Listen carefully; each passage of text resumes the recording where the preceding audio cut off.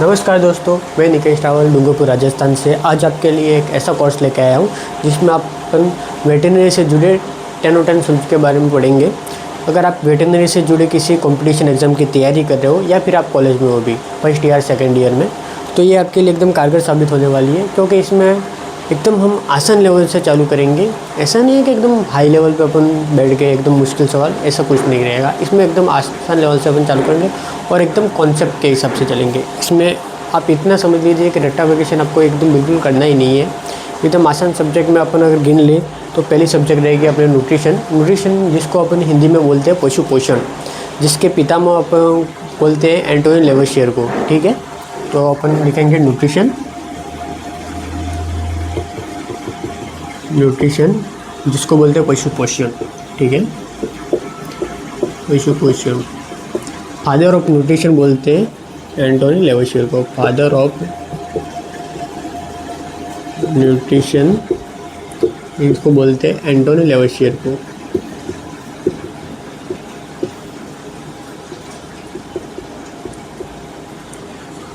एंटोनी लेवशियर। आप इतना ध्यान में रख लीजिए कि जितना हो सके उतना इंग्लिश पे ज़्यादा फोकस करेंगे, क्योंकि अपना जो पेपर आता है वो भी इंग्लिश में ही आता है। और आपको तो पता ही है कि इंग्लिश में पेपर ही मान्य रहेगा, क्योंकि जो अपने हिंदी ट्रांसलेट होता है वो एकदम गूगल से होता है। गूगल से होता है तो पता है आपको, एकदम बेड़ा गर्क होकर रख रहा है। तो जितना हो सके इंग्लिश में अपन याद करेंगे। एंटोनी लेवशियर अगर आप चाहो तो हिंदी में भी लिख सकते हो। पशु पोषण के पितामह, ये बोलेंगे एंटोनी लेवशियर।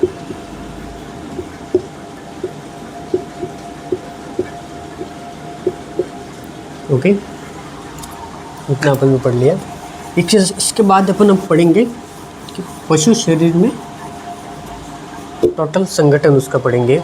पशु शरीर का संगठन फर्स्ट पॉइंट ही अपना रहेगा आज का, कि पशु शरीर का संगठन। पशु शरीर का संगठन। ठीक है, अब चाहे पशु का शरीर हो या फिर मानव का शरीर हो, उसमें लगभग आधा पानी रहता है और आधा शुष्क पदार्थ रहता है। आधा यूँ भी नहीं, पर मान ले कि 2/3 तो पानी रहता है उसमें और 1/3 रहता है वो शुष्क पदार्थ रहता है। यानी 2 भागों में इनको बांटेंगे। पहला रहेगा पानी, जिसको बोलते हैं वाटर। दूसरा रहेगा शुष्क पदार्थ, जिसको बोलते हैं ड्राई मैटर। ओके, जिसमें पानी चाहे पशु शरीर का ले लो या फिर मानव शरीर का ले लो, 60 से 70% भाग रहेगा पानी का। ठीक है, 60 से 70% भाग, या फिर इसको अपन ऐसे भी लिख सकते हैं कि लगभग 2/3 भाग। ठीक है, और बाकी जो यानी कि टोटल 100% रहता है, उसमें से 60 से 70% भाग तो आ गया पानी का, और जो बचा कुछ भाग है वो आ गया शुष्क पदार्थ में, यानी कि 30 से 35% भाग। या फिर इसको हम ऐसे भी लिख सकते हैं कि 1/3 भाग, क्योंकि ये देख लीजिए कि जस्ट पानी शुष्क पदार्थ का लगभग डबल है। 60 से 70% भाग आएगा और 30 से 35% भाग आया। तो अब ये मान लीजिए कि 2:1 के रूप में है ये, ऐसा भी लिख सकते हो। तो ठीक है, इसको नोट लगा के लिखिएगा।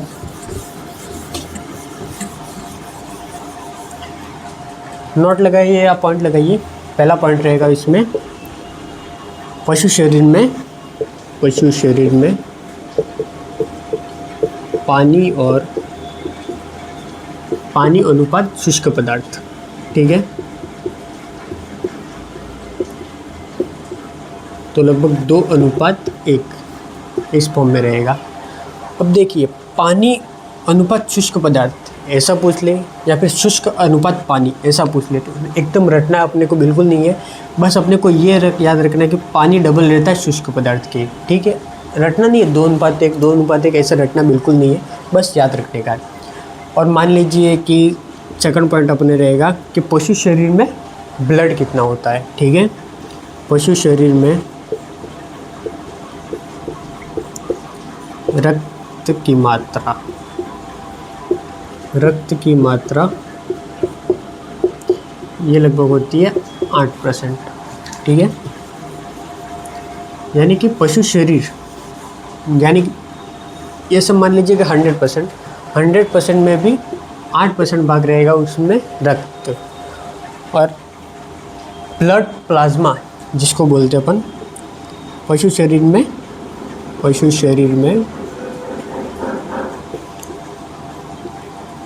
रक्त प्लाज्मा, ठीक है, ये रहेगा पशु शरीर का 5%। यानी कि ये जो रक्त प्लाज्मा है ये इसी के अंदर से बताया गया, यानी कि 100% तो उसमें रहेगा, टोटल आ गया उसमें 100%, उसमें से 60 से 70% भाग आ गया लिक्विड, पानी इसमें टोटल लिक्विड फॉर्म उसमें आ गया, उसमें ये रक्त भी आ रहा है, रक्त भी 8% इसी में से है, और इसी में से है ये प्लाज्मा।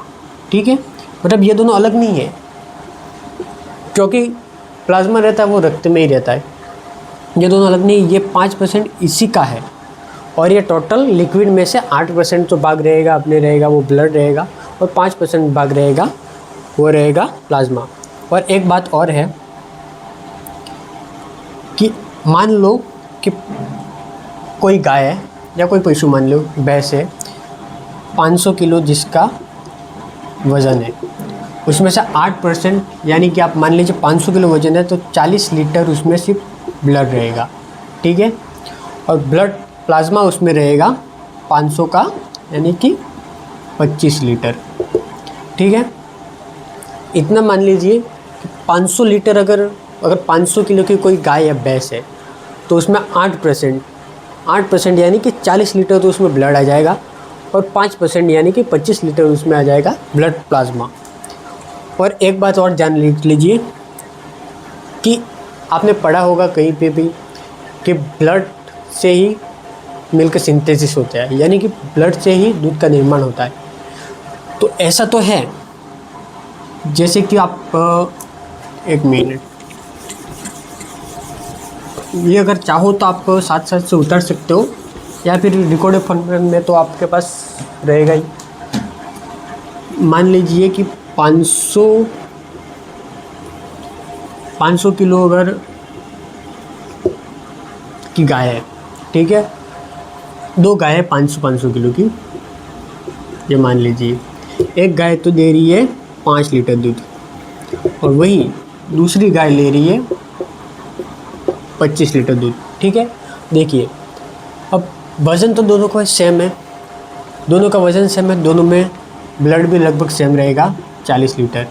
ठीक है, अब ऐसा है कि ये गाय तो दे रही है 5 लीटर दूध और ये गाय दे रही है 25 लीटर दूध, तो इसमें एकदम क्लियर बता दूं डिफरेंस कि 5 लीटर और 25 लीटर में 5 लीटर जो अपने ब्लड में मिल्क बन रहा है, ये मतलब ऐसा है कि ब्लड से मतलब अयन से ब्लड कितना गुजर रहा है। ऐसा नहीं है कि ब्लड के सीधा रक्त दूध बनता है, ऐसा नहीं है, ब्लड जो अड़े से कितना गुजर रहा है उसके हिसाब से बताएगा। यानी कि मान लीजिए कि 500 ml ब्लड गुजरेगा तो 1 ml दूध बनेगा,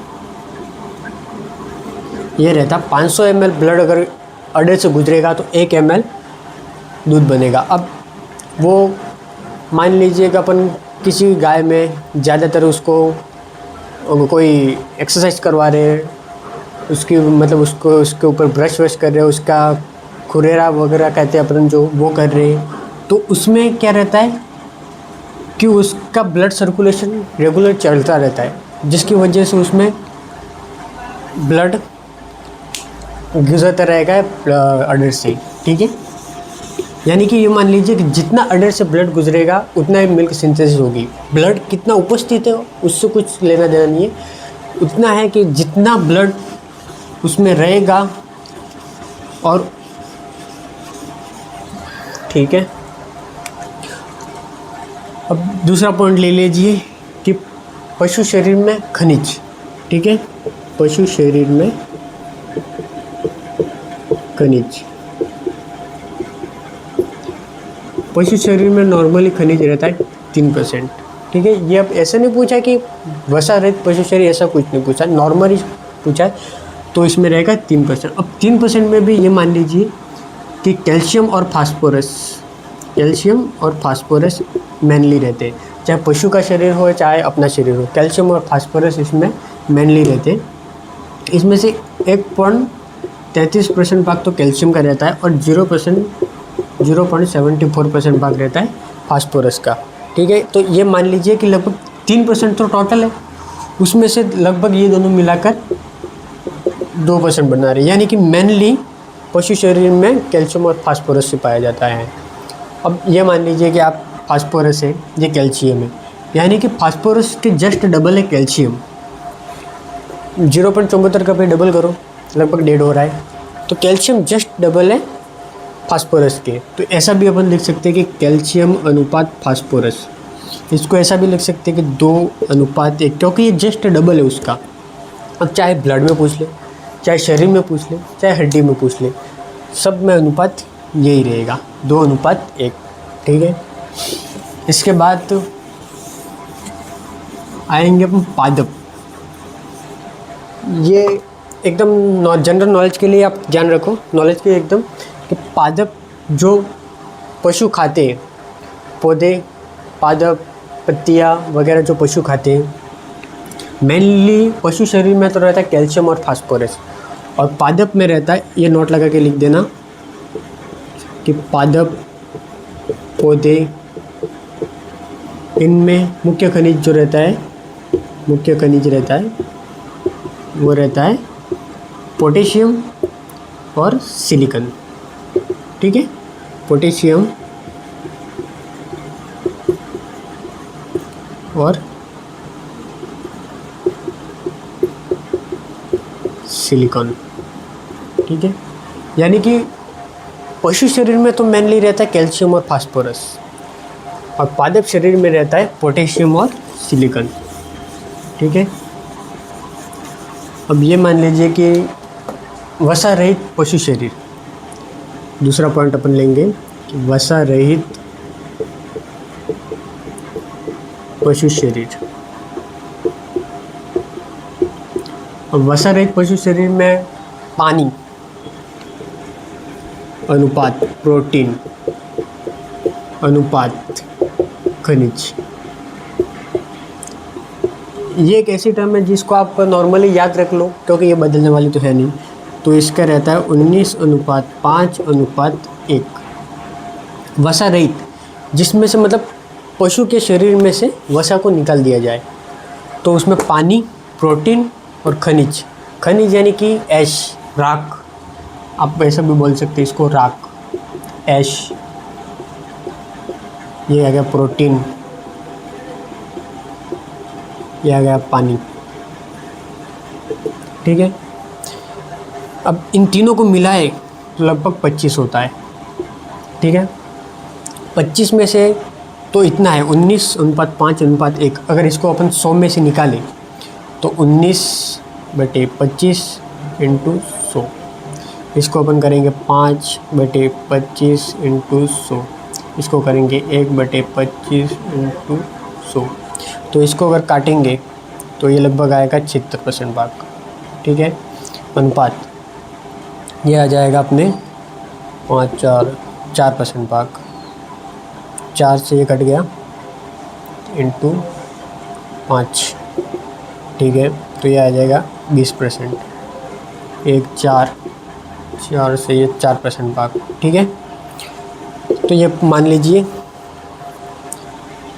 कि वसा रहित पशु शरीर में जो खनिज रहता है वो 4% रहता है, और जो पानी रहता है वो 76% भाग रहता है। अब नॉर्मल अगर पशु शरीर है तो उसमें ये लगभग रहेगा 60 से 70% भाग, और ये रहेगा लगभग 3% भाग।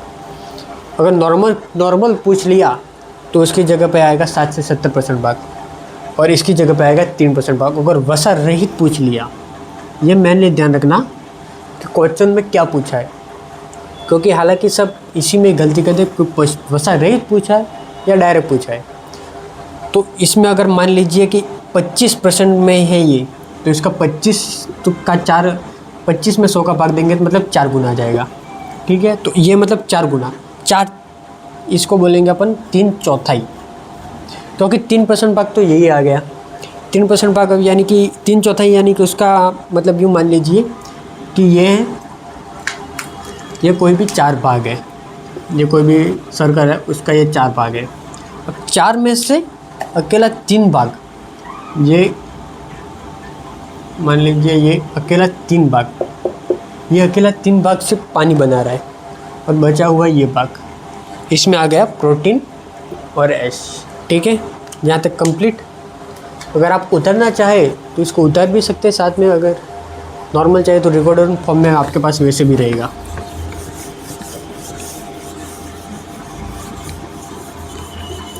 देखिए अब ये जो आपके सामने है, आपको इसको रट्टा तो बिल्कुल नहीं लगाना है।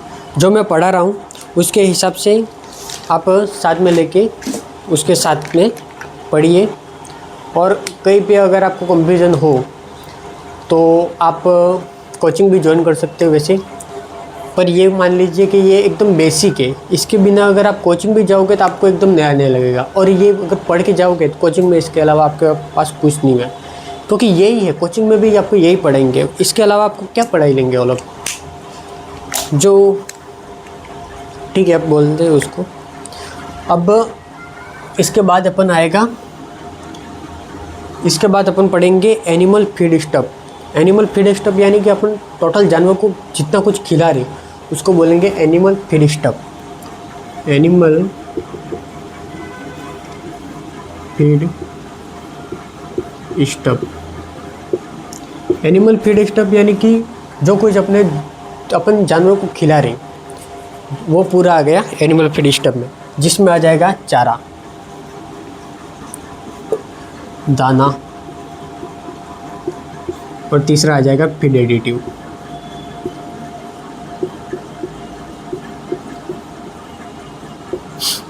देखिए मेनली अपन पशु को चारा खिलाते हैं, और कुछ मात्रा में जैसे कि दलिया आ गया, गेहूँ आ गया, खल आ गया, वो सब इसमें आ जाएगा। और नॉर्मली फीड एडिटिव में आएगा जैसे कि अपन कैल्शियम का पाउडर खिला रहे या फिर कोई अन्य मिनरल्स वगैरह खिला रहे, वो आ जाएगा फीड एडिटिव में। यानी कि जो मुख्य अपन खिला रहे वो आ गया चारा, उसके बाद आ गया दाना। फीड एडिटिव यानी ये कुछ अल्प मात्रा में लेते हैं, यानी कि ये अल्प मात्रा में दिया जाता है, अल्प मात्रा में ये दिया जाता है। मेनली करके हम पशु शरीर को चारा ही ज़्यादा कर देते हैं। अगर देखिए आप मान लीजिए कि चारा में फाइबर रहता है, और चारा पशु शरीर में ऐसा नहीं है कि आप दाना ही दो, नहीं, आपको चारा देना ज़्यादा ज़रूरी है, क्योंकि चारे से उनके स्टमक की ब्रशिंग होती रहती है, उसके हिसाब से आप चारा उनको दे दो। अब पशु शरीर में अपन जितना भी उसको खिलाते हो उसमें से लगभग 2/3 भाग, यानी कि आधे से भी ज़्यादा, यानी कि 2/3 भाग चारे का रहता है, 1/3 भाग रहता है दाने का। ठीक है, अब इसको अपन ये भी लिख सकते हैं कि चारा अनुपात दाना, तो 2:1, यानी कि दाना चारे के जस्ट आधा खिलाते हैं, या फिर ऐसा भी बोल सकते हैं कि चारे को अपन दाने से डबल खिलाते हैं पशु शरीर में। ठीक है, ये जो आ गया इसको बोलेंगे मुख्य भोजन।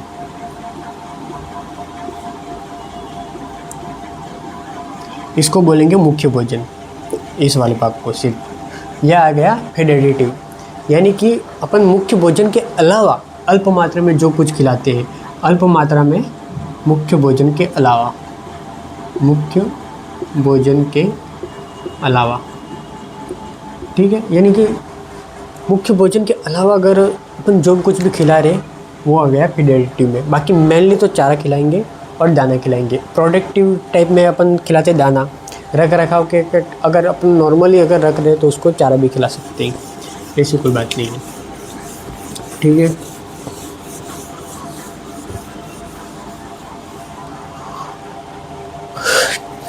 इतना हो गया। अब अपन मेनली पढ़ेंगे चारा और दाना में अंतर। मेनली अपन जो पढ़ने जा रहे वो मुख्य न्यूट्रिशन का मुख्य भाग इसी को माना जाता है, दाने और चारे में अंतर। तो इसका अपन पॉइंट लगाएंगे, हेडिंग लगा के, दाना व चारे में अंतर। ठीक है, एक तरफ आ जाएगा चारा, एक तरफ आ जाएगा दाना। अब चारा यानी कि ऐसा नहीं कि चारा क्या है, तो चारा मतलब काटा, घास काटी और दे दी। दाना क्या है, खिला रहे गेहूँ, सिर्फ उतना ही नहीं आ रहा। चारे मतलब चारा में मतलब ऐसा है कि अपन क्या क्या उनको खिला रहे चारे में। अब चारे में आप मान लीजिए कि चारे में मतलब क्या क्या खिला रहे, यानी कि आप फर्स्ट पॉइंट ही ले लीजिए कि सी एफ यानी कि क्रूड फाइबर, इसका पूरा नाम यह आ गया, क्रूड फाइबर। अब क्रूड का मतलब तो आपको पता ही होगा, क्रूड यानी कच्चा यानी कि मतलब कितना अपन उसको रॉ मटेरियल खिला रही, यानी कच्चा पदार्थ खिला रही। दाना, अब इसका आप अंतर देख रहे, तो चारे और दाने में अंतर में, अब ऐसा मान लीजिए कि चारे में क्रूड फाइबर 18% से ज़्यादा। अब यह मत कहना कि 18% क्यों लिया, 18% एक लिमिट वैल्यू है। ये 18% से ज़्यादा हो सकता है, चाहे कितना भी ज़्यादा हो। 18% से कितना भी ज़्यादा हो, 19 भी हो सकता है, 20 भी हो सकता है, 22 भी हो सकता है, 70 भी हो सकता है, कितना भी हो सकता है, पर ये रहता है 18% से कम। 18% से कम यानी कि चारे में क्रूड फाइबर 18% से ज़्यादा होता है और दाने में 18% से कम होता है, चाहे कितना भी कम हो, और ये चाहे कितना भी ज़्यादा हो। और एक दूसरी फॉर्म में अपन ऐसे भी लिख सकते हैं कि CF ज़्यादा है किससे, 18% से। यानी कि ये तो आपको पता ही होगा, ये निशान, ये मुँह जिस तरफ खुलेगा यानी कि ये बड़ा मुँह है, यानी कि इसकी वैल्यू ज़्यादा है। ये छोटा मुँह है, इसकी वैल्यू कम है, यानी कि 18% से ज़्यादा होगा क्रूड फाइबर, वो चाहे कितना भी ज़्यादा हो। यहाँ पर लिखेंगे 18% से कम है क्रूड फाइबर, यानी कि क्रूड फाइबर 18% से कम रहेगा दाने में और 18% से ज़्यादा रहेगा चारे में। ठीक है, इसके बाद अपन ले लेंगे TDN यानी कि टोटल डाइजेस्टिबल न्यूट्रिएंट। अब ज़्यादातर नहीं तो पर ये जो क्रूड प्रोटीन है, TDN है, DCP है, इनकी फुल फॉर्म तो आपको याद रखनी ही है, वो भी इंग्लिश में आप जितना याद रखो उतना सही रहेगा। उसके हिसाब से अब सेकंड पॉइंट लेते हैं हम, TDN, इसको बोलेंगे total digestible nutrient. Okay, total digestible nutrient यानी कि कुल पाचक पोषक पदार्थ। ठीक है, अब देखिए TDN यानी कि टोटल डाइजेस्टिबल न्यूट्रिएंट, ये चारे में रहता है 60% से कम। ठीक है, चाहे कितना भी कम हो सकता है, 60% से कम यानी कि जितना भी कम हो सकता है, ये 60% से कम, चाहे कितना भी कम, मतलब 50 भी हो सकता है, 40 भी हो सकता है, उसके हिसाब से रहेगा। और दाने में रहेगा 60% से ज़्यादा। अब ऐसा मान लीजिए कि TDN टोटल डाइजेस्टिबल न्यूट्रिएंट, इसमें आ गया पाचक यानी कि आ गया जो पच जाता है, जितना पचेगा वो आ गया इसमें TDN में आ गया। जैसे कि पचने योग्य वसा आ गया, पचने योग्य कार्बोहाइड्रेट आ गया, पचने योग्य वसा आ गया, ये आएगा TDN में। ठीक है, अब जो पचेगा तो उसकी पाचकता भी ज़्यादा होगी, यानी कि दाने की पाचकता भी ज़्यादा होगी और चारे की पाचकता कम होगी। ठीक है, तो 60% से इसमें रहेगा। अब TDN ये मान लीजिए कम है 60% से, इसमें ऐसा आएगा 60% से कम, 60% से कम रहेगा इसमें TDN, और इसमें रहेगा 60% से ज़्यादा, 60% से ज़्यादा रहेगा TDN। ओके, इसमें TDN रहेगा 60% से ज़्यादा, इसमें रहेगा 60% से कम। यानी कि जिसका TDN ज़्यादा होगा, यानी कि दाना मान लीजिए जिसका TDN जितना ज़्यादा होगा उतना उसकी पाचकता, उसका घनत्व उतना ज़्यादा रहेगा, मतलब उतना अपने शरीर में रुकेगा। अब ऐसा मान लीजिए जितना रुकेगा उतना पचेगा, ठीक है। इसके बाद अपन ले लेंगे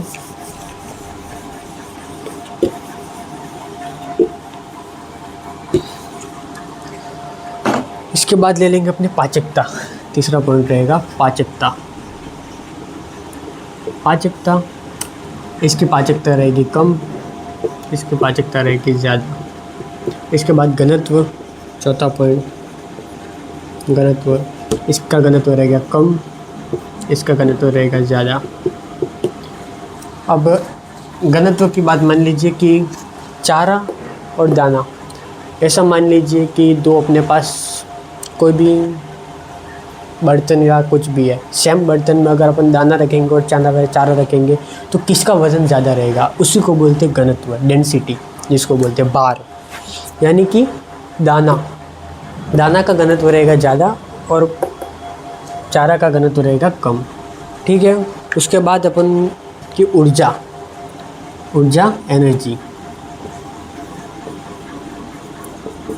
एनर्जी, चारे को खाने से एनर्जी कम मिलेगी और दाने से ज़्यादा मिलेगी। ऐसा नहीं है कि आप रटते ही रहो कि ये चारा है, चारे में सब कम हो, दाने में सब ज़्यादा, ऐसा नहीं है। आपको ध्यान रखना है कि पाचकता है, घनत्व है, ऊर्जा है, ये ध्यान रखने का है, ठीक है। उसके बाद ये तो हो गया। उसके बाद अपन देखेंगे कि मुख्य कार्य इसका क्या है। मुख्य कार्य चारे की मुख्य कार्य है सिर्फ बेली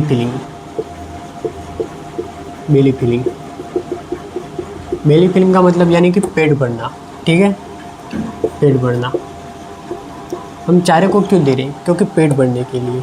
और दाना पोषक तत्वों की आपूर्ति,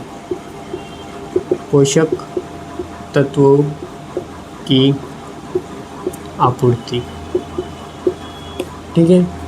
यानी कि इसका मुख्य कार्य चारे का क्या है और दाने का क्या है। अब आप बोलोगे कि चारे का मुख्य कार्य क्या है, पेट भरना, तो अपन दाना ही खिलाए, ऐसा नहीं है। दाना जानवर के शरीर में मेनली करके अपन चारा उसमें 2% रहना ही चाहिए, क्योंकि चारे से क्या रहता है कि उसके पेट की क्या है, मतलब उसके स्टमक की ब्रशिंग होती रहती। अब मान लो आपने किसी को मतलब दाना दिया, तो उसमें क्या रहेगी, वो जम जाएगा अंदर जाके, तो उसके क्या है, उसके कब्ज की शिकायत रहेगी, ठीक है। यानी कि पशु शरीर में अपन ज़्यादा करके उसको चारा ही खिलाते हैं, चाहे दाने की वैल्यू ज़्यादा है पशु शरीर में, अपन उसको देंगे अपन मेनली करके चारा, ठीक है। उसके बाद अपन पढ़ेंगे चारे का वर्गीकरण। चारे का भी अब वर्गीकरण रहता है उसमें। अब बोले कि चारे का क्या वर्गीकरण रहेगा, तो उसको आगे देखते हैं अभी। चारे का वर्गीकरण, ठीक है, चारे का वर्गीकरण। अब चारे का वर्गीकरण मतलब चारा भी 2 प्रकार का होता है। एक तो सूखा चारा, एक आ गया सूखा चारा, और एक आ जाएगा गीला चारा।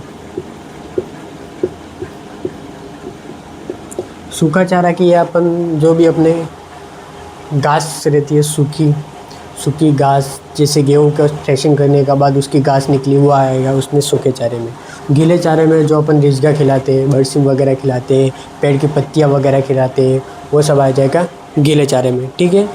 तो इसमें अपन पहला लिखेंगे भूसा और कड़वी, और हे।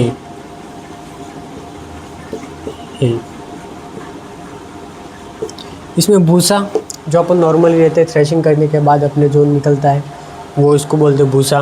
कड़बी यानी कि जो अपन ज्वार, बाजरा, मक्का, इनकी जो फसल रहती है उनको मतलब धान निकलने के बाद जो पीछे का डंठल बच जाता है, खेतों में जो खड़े रहते हैं डंठल बच जाते हैं, उनको बोलते हैं कड़बी। और हे यानी कि ऐसा मान लीजिए कि अपन घास है, कोई दलहनी फसल है, उनको काट के लाके धूप में सुखा दिया, फिर अपन खिला रहे गाय भैंस को, उसको बोलते हैं है। यानी कि जिसको सनलाइट में सुखाया जाए, सनलाइट में सुखा के उसको मतलब साल भर उसका यूज़ करते हो, उसको बोलते हैं।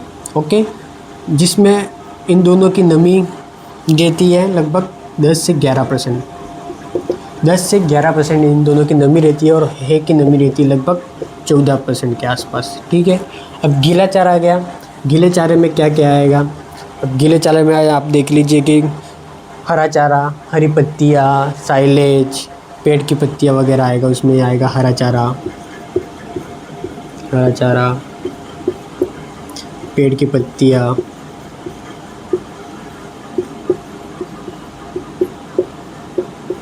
या कोई भी आ जाएगा। फिर साइलेज आ गया, हरी घास आ गया, चारागाह आ गया, ये सब आ गया उसमें। तीसरा आएगा साइलेज।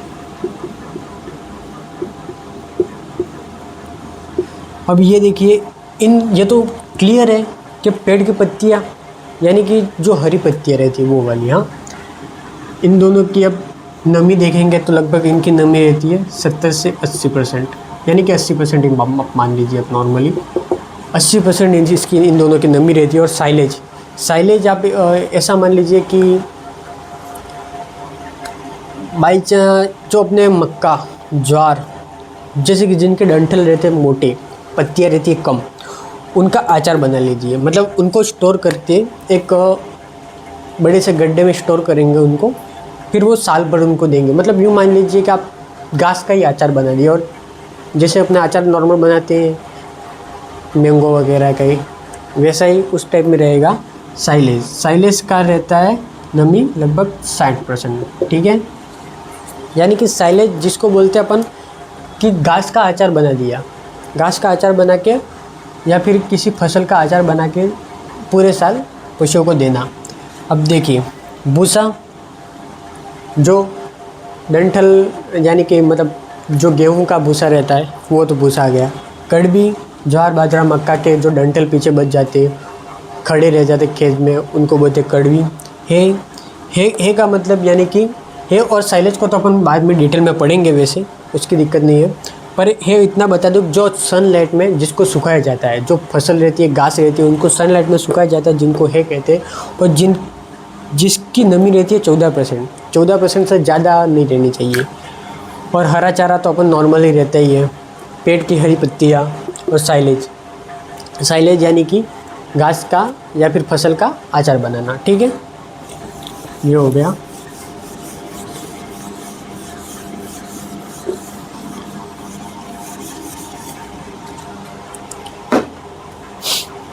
ठीक है, इसके बाद अपन पढ़ेंगे डीसीपी यानी कि डाइजेस्टिबल क्रूड प्रोटीन, यानी कि डीसीपी। ओके, यानी कि पचने योग्य प्रोटीन, जिसको बोलते हैं डीसीपी। अब किस में कितनी डीसीपी पाई जाती है वो अपन देखेंगे, जिसमें भी 3 है। जिसमें अपन आ जाएगा एक नॉन मेंटेनेंस टाइप,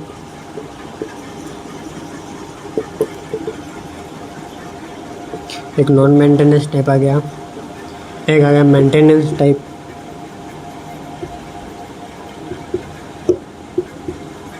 और एक आ जाएगा प्रोडक्टिव टाइप।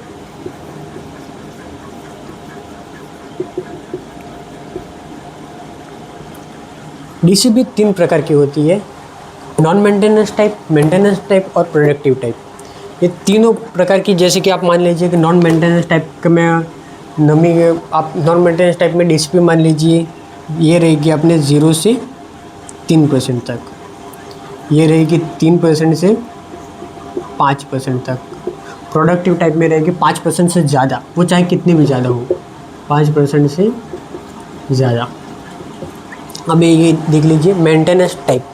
मेंटेनेंस टाइप में जिसमें नॉन मेंटेनेंस टाइप जिसमें पशु का सही से रख रखाव भी नहीं हो पा रहा है, यानी कि शरीर का मतलब उसको ज़रूरत है 10 किलो का मतलब चारे की, और अपन दे रहे उसको 5 किलो 4 किलो ऐसा, मतलब उसका सही से रख रखाव भी नहीं हो पा रहा, उसको बोलेंगे नॉन मेंटेनेंस टाइप रफेज। उसके बाद मेंटेनेंस टाइप आ गया। मेंटेनेंस टाइप में आप यानी कि जिससे पशु शरीर का नॉर्मल रख रखाव हो रहा है, यानी कि उसका काम चल रहा है, उसको बोलेंगे मेंटेनेंस टाइप। और प्रोडक्टिव टाइप यानी कि अपन उसको एक्स्ट्रा किसी उत्पादन के लिए अपन यूज़ में ले रहे, उनको बोलेंगे प्रोडक्टिव टाइप। ठीक है। इसमें अगर अपन देखें तो इसमें आ गया भूसा, आ गया कड़बी, आ गया, यानी कि लगभग सूखी चीज़ें इसमें आ गई। इसमें आ गए अदलहनी फसलें,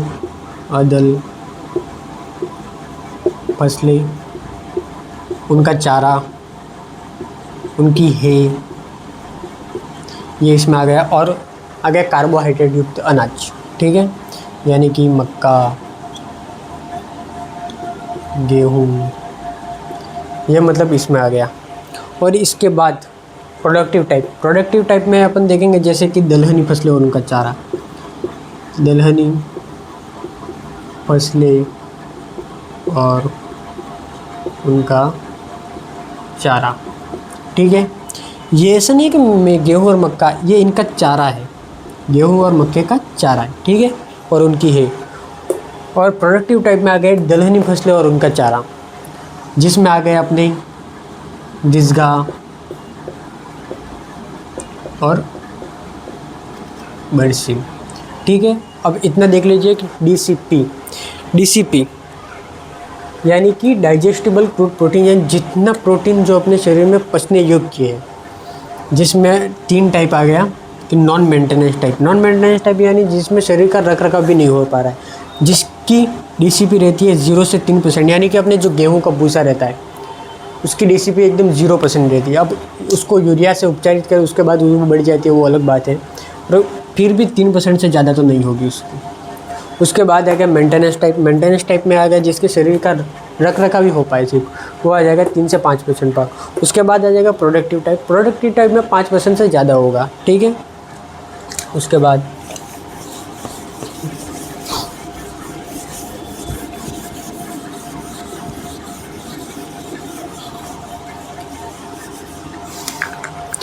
बाद अपन पढ़ेंगे दाने का वर्गीकरण।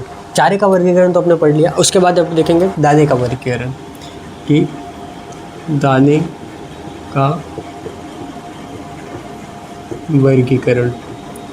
चारे का वर्गीकरण अपन देख लिया, अब दाने का वर्गीकरण भी 3 भाग में है, यानी कि कार्बोहाइड्रेट युक्त दाना,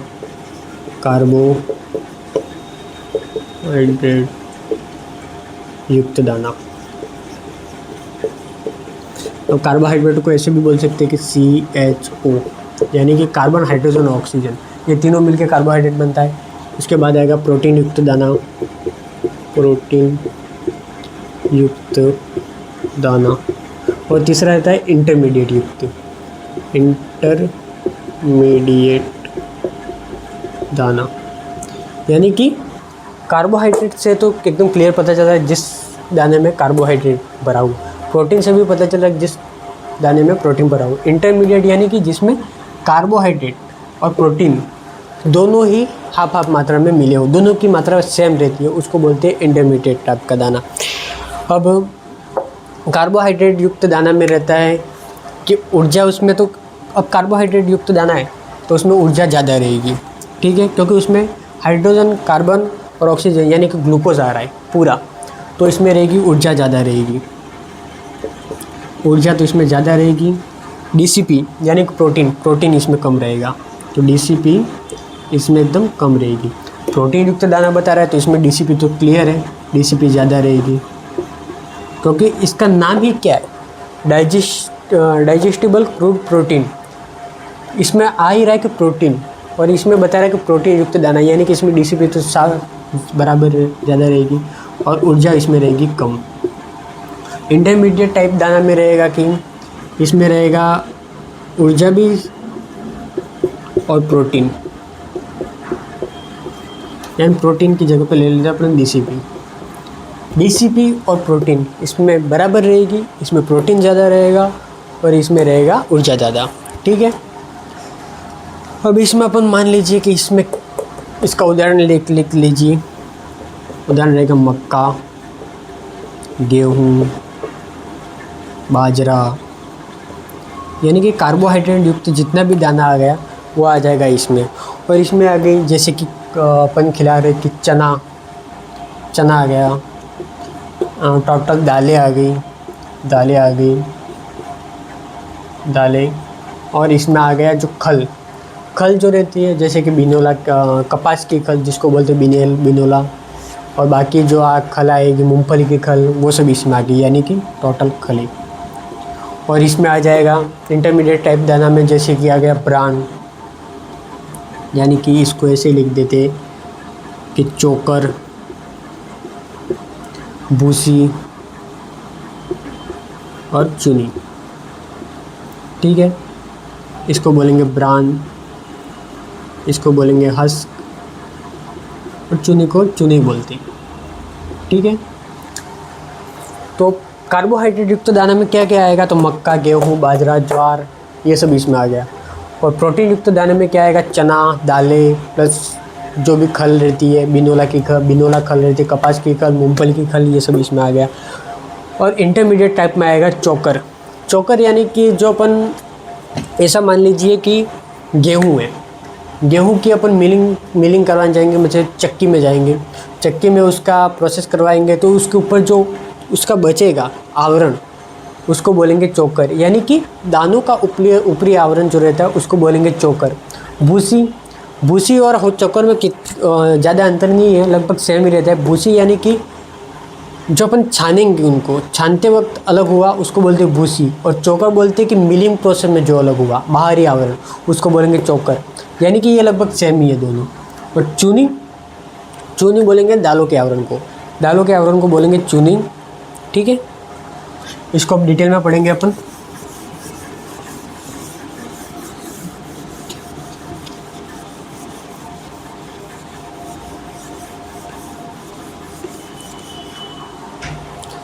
अब इसको अपन डिटेल में पढ़ेंगे।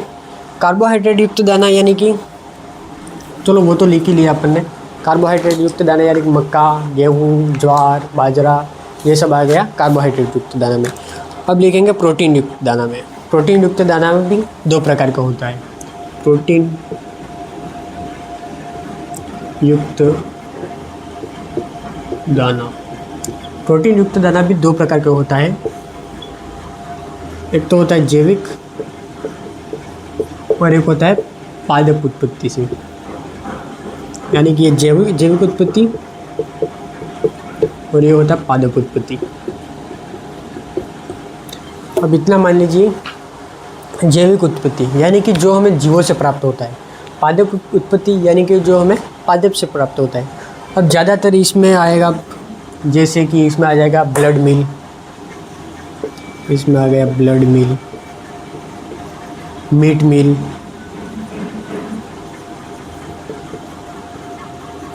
फिश मिल,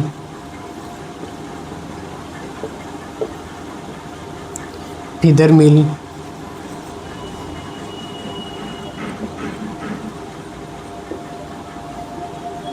यानी कि मान लीजिए जो अपने जीवों से प्राप्त होता है। ब्लड मिल यानी कि जानवरों में जो ब्लड रहता है उसको सुखा दिया, फिर उसका चूर्ण बना के अपन खिला रहे जानवरों को, इसको बोलेंगे ब्लड मिल। उसके बाद बोलेंगे मीट मिल यानी कि जानवरों का मतलब इंसानों के खाने के बाद जो अगर बच जाता है बचा खुचा मीट, उस मिल को अपने मिलिंग प्रोसेस में उसका चूर्ण बना लिया, फिर उसका चूर्ण बना के जानवरों को देना, उसको बोलते हैं मीट मिल। फिश मिल यानी कि जो कुछ बचा फिश के जो बच गए जानवरों के खाने के बाद, उनको चूर्ण बना के उनको बोलते हैं फिश मिल। फीडर मिल यानी कि मतलब पक्षियों के पंखों को एकदम चूर्ण बना के उसको जानवरों को खिलाना। ठीक है, यानी कि ये तो अपन फील्ड में यूज़ में नहीं लेते। फील्ड में हम यूज़ में क्या लेंगे, पादप से जो हमें प्राप्त होता है वो वाला।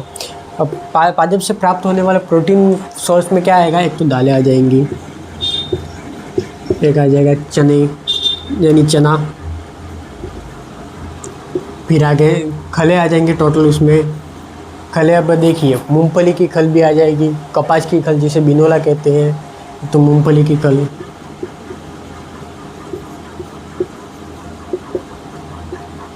एक आ गई कपास की खल,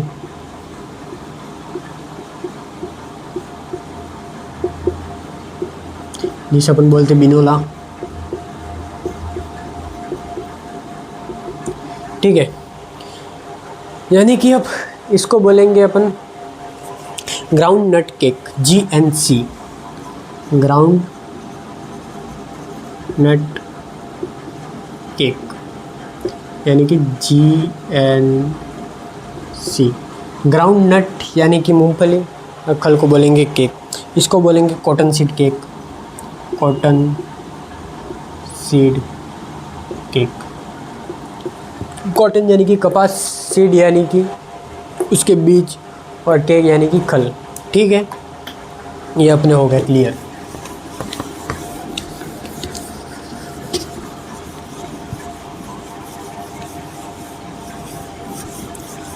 देखिए, आपको जो भी है वो मैं पढ़ा दूंगा। बाकी अगर आपको अगर कोई भी क्वेश्चन अगर हो या फिर कोई भी डाउट हो, तो अपने जब भी लाइव क्लासेस अपन लगाएंगे तब आप उसको बोल सकते हो। लाइव के क्लासेस का भी कुछ फिक्स नहीं है कब लगेगी, पर जब भी लगेगी आप पूरा अपने या तो नोट्स बना लीजिए या फिर स्क्रीनशॉट ले लीजिए, आपको जैसे सही लगे उसके हिसाब से आप कर लीजिए। फिर अपन लाइव क्लास में आपके जो भी डाउट होंगे वो क्लियर करेंगे। ठीक है, अब कार्बोहाइड्रेट युक्त दाने में अपन देख लिए, जैसे कि गेहूँ, चना, गेहूँ, मक्का, बाजरा, ज्वार, वो सब आ गया कार्बोहाइड्रेट युक्त, जिसमें अपन क्या रहे ऊर्जा मिलती है। अब कार्बोहाइड्रेट युक्त यानी कि उसमें गेहूँ में प्रोटीन तो रहेगा नहीं, चाय बाजरे में प्रोटीन रहेगा नहीं, प्रोटीन वाली। और फिर प्रोटीन युक्त आ गया, प्रोटीन युक्त दाना में आ गए जैसे कि खल, दालें, चना, ये सब आ गया प्रोटीन युक्त दाने में। अब आएगा अपने इंटरमीडिएट टाइप दाना में। इंटरमीडिएट टाइप दाना भी 3 प्रकार का होता है। इंटरमीडिएट टाइप का, ठीक है, इंटरमीडिएट टाइप का दाना भी 3 प्रकार का होता है। पहला रहता है चोकर, जिसको बोलते हैं ब्रांड, फिर रहता है, ठीक है। अब इसी में आप पढ़िए चोकर। पहला लेते हैं चोकर।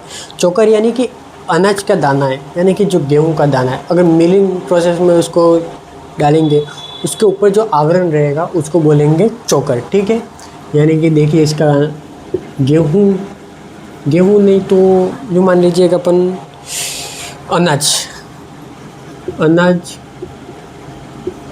के दाने का आवरण, ठीक है। अनाज के दाने का आवरण यानी कि जो मिलिंग प्रोसेस में अलग हुआ है, जो मिलिंग प्रोसेस में अलग हुआ है,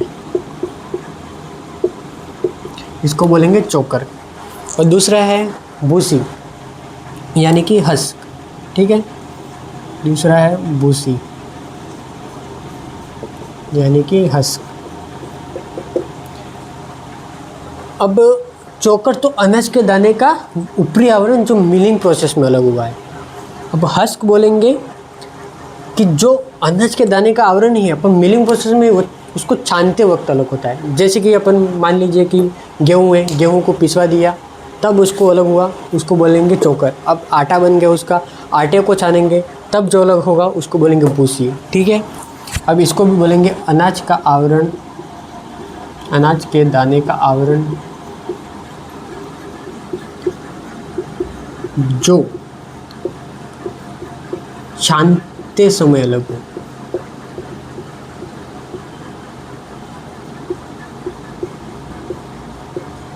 ठीक है।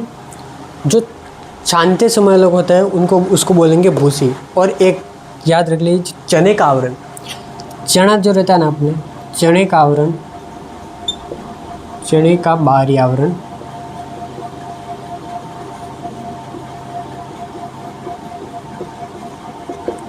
एक चने का जो बाहरी आवरण रहता है उसको भी बोलेंगे अपन भूसी।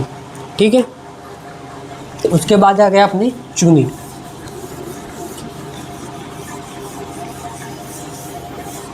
उसके बाद आ गया चुनी। थर्ड पॉइंट रहेगा अपनी चुनी। चुनी को इंग्लिश में भी चुनी बोलेंगे। चुनी यानी कि जो अपनी दालें रहती है, दालों का बाहरी आवरण बोलते हैं उसको चुनी। ठीक है, यानी कि दालों का बाहरी आवरण। ठीक है, दालों के बाहरी आवरण को बोलेंगे कि चुनी। ठीक है, तो अपन मतलब दालों का आवरण तो देख लीजिए, जैसे कि अरहर की दाल है, अरहर की दाल, उड़द की दाल, मूंग की दाल,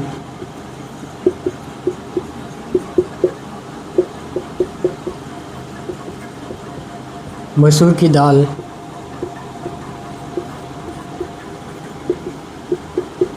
यानी कि टोटल जितनी भी दालें आ गई उनके बाहरी आवरण को बोलेंगे चुनी, और जो चना रहता है उसके बाहरी आवरण को बोलेंगे भूसी यानी कि हस्क। ठीक है, तो आज के सेशन में आज अपना इतना ही पढ़ेंगे आज की क्लास में, बाकी का पढ़ेंगे अपन नेक्स्ट क्लास में। ठीक है, थैंक यू।